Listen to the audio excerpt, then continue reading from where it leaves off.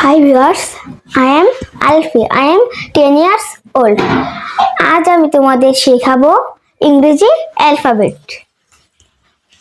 A B C D E F G H I J K L M N O P Q R S T U V W X Y Z।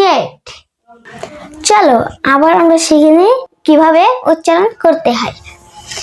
A B C D E F G H I J K L M N O P Q R S T U V W X Y Z।